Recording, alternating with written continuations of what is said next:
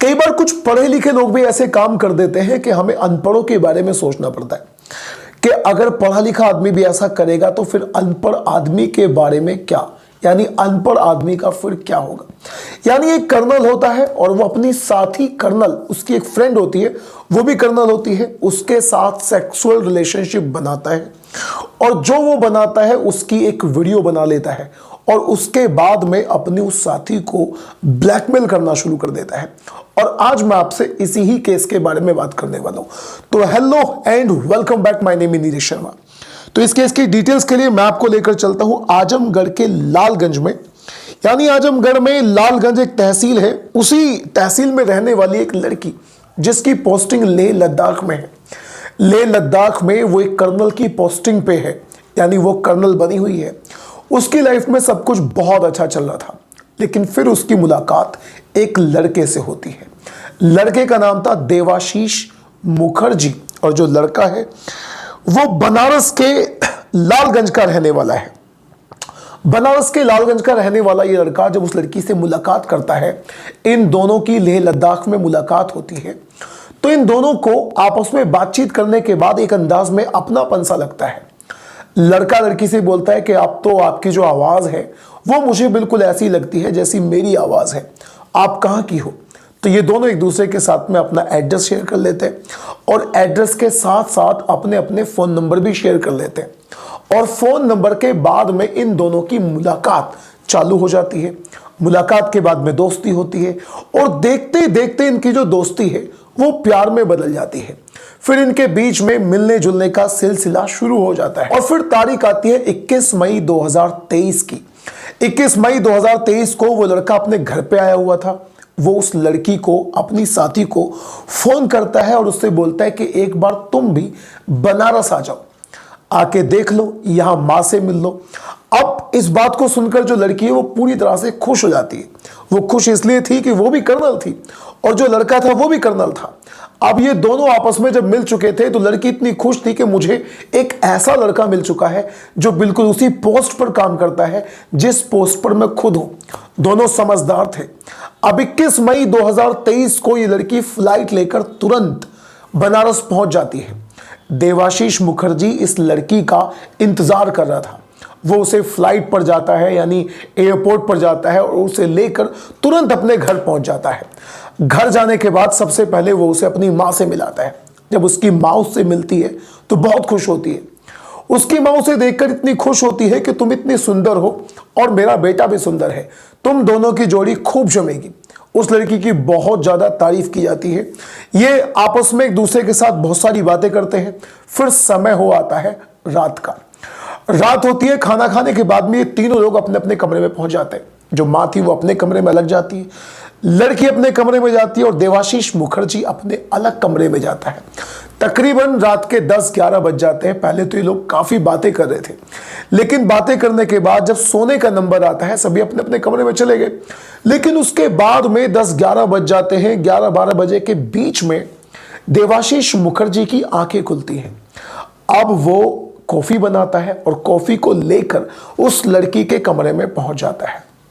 धीरे धीरे ये दोनों आपस में बात करते करते कॉफ़ी पीते हैं और कॉफ़ी पीते पीते इन दोनों की नज़दीकियाँ बहुत ज़्यादा बढ़ जाती हैं।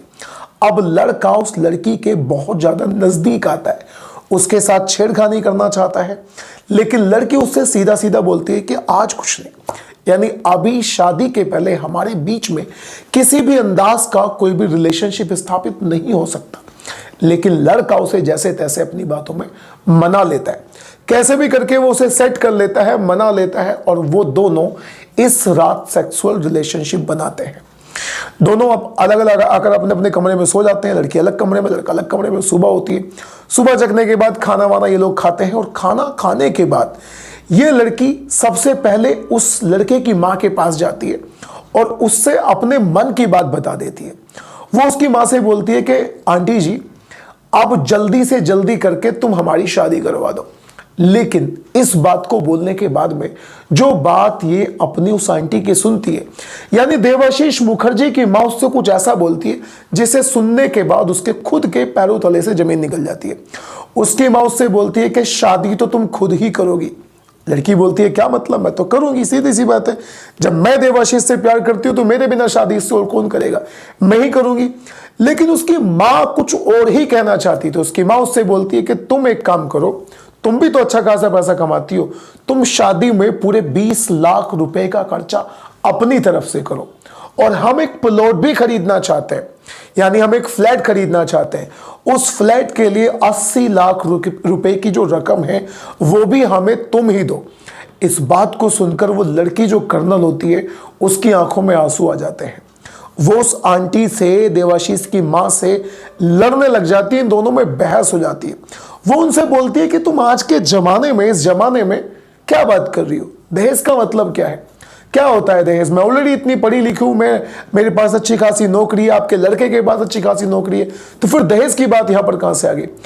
अब देवाशीष भी यहीं पर था, देवाशीष मुखर्जी भी यहीं पर था, इन तीनों में थोड़ी थोड़ी बहस होती है। लेकिन फिर से जैसे तैसे वो लड़का यानी देवाशीष इस कर्नल लड़की को अपनी बातों में फंसा लेता है, और फिर अब ये घूमने के लिए निकल जाते हैं। जब ये घूमने के लिए जाते हैं तो जैसे तैसे वो लड़की इन सारी बातों को भूल जाती है। सुबह घर में जो बहसबाजी हुई, दहेज की बातचीत हुई, उसकी माँ ने क्या कहा था, वो सारी बातें भूल जाती है, और फिर दोबारा शाम को घर आते हैं। घर आने के बाद वहीं से अपना खाना वाना खाने के बाद ये लोग अपने अपने कमरे में चले जाते हैं। अब लड़का फिर से उसके पास जाता है, लड़की के पास जाता है, और वो फिर से उसके साथ सेक्सुअल रिलेशनशिप बनाना चाहता था। लेकिन अब लड़की की आंखों में आंसू थे और उसके शरीर में बहुत ज्यादा गुस्सा था, यानी वो पूरी तरह से गुस्से में भरी हुई थी। और वो देवाशीष से सीधा सीधा मना कर देती है कि आज के बाद तुम्हारे मेरे बीच में कुछ भी ऐसा नहीं होगा, अगर तुम शादी करोगे तो शादी के बाद ही हमारे बीच में ऐसा कुछ हो सकता है। लेकिन कैसे भी करके वो लड़का फिर से उसे अपने पट्टन पे ले लेता है, और वो फिर से उसके साथ सेक्सुअल रिलेशनशिप बनाता है। लेकिन यहां पर वो उस लड़की के साथ एक काम बहुत ज्यादा अमानवीय कर देता है। वो उस लड़की के साथ में अननेचुरल संबंध बनाता है, यानी अप्राकृतिक तरीके से सेक्स करता है, जिसके बाद वो लड़की रोने लग जाती है। और रात में ही उन दोनों के साथ बहुत ज्यादा झगड़ा होता है। रात में वो लड़की रोती रोती सोती है, और सुबह होने के तुरंत बाद वो अपनी आंटी को, यानी देवाशीष की मां को, ये सारी बात बता देती है कि उसने रात मेरे साथ क्या क्या किया है। अब इन तीनों में लड़ाई बच जाती है। इन तीनों में इतनी ज्यादा लड़ाई बचती है कि ये लोग उस लड़की के साथ में, यानी देवाशीष, उसकी मां, उस लड़की के साथ में, कर्नल लड़की के साथ में हाथापाई पर उतर आते हैं। अब वो पुलिस वालों को फोन करने की पूरी तरह से तैयारी कर लेती है, फोन निकाल लेती है, और उन दोनों को धमकाती है कि मैं अभी पुलिस को तुम्हारे इस घर में बुलाऊंगी और तुमको अरेस्ट करवाऊंगी। देवाशीष इस समय की नजाकत को समझ जाता है। वो तुरंत उस लड़की के पैरों में पड़ जाता है, और फिर से उसे किसी भी अंदाज में अपनी बातों में लेकर फिर से उसे मना लेता है, और लड़की दोबारा से मान जाती है। अब वो उसे सेट करता है, उससे बोलता है कि चलो एक काम करो, तुम और मैं अभी के अभी शादी कर लेते हैं।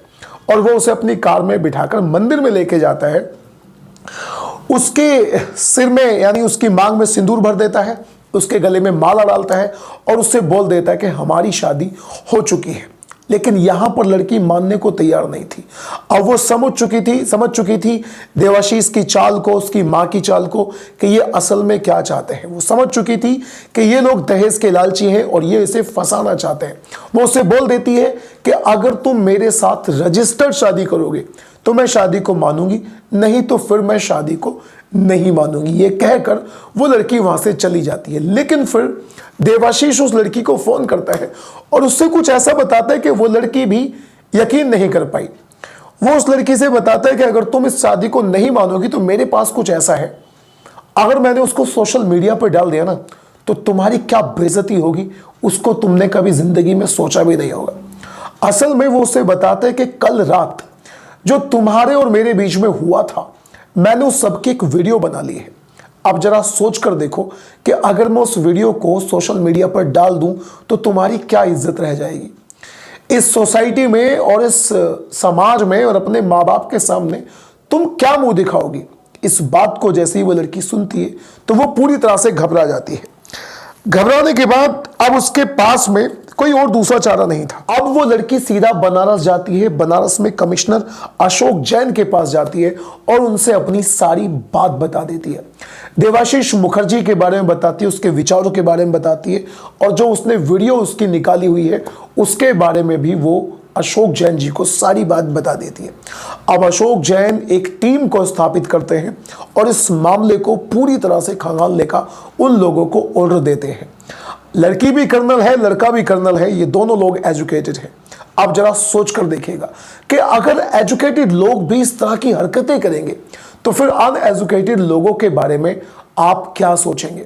खैर, इस केस के बारे में, देवाशीष मुखर्जी के बारे में, उस लड़की के बारे में और देवाशीष की मां के बारे में आपकी क्या राय है? अपनी राय कमेंट बॉक्स में जरूर बताइएगा। और अगर आपको क्राइम स्टोरी सुनना अच्छा लगता है तो do subscribe to this channel.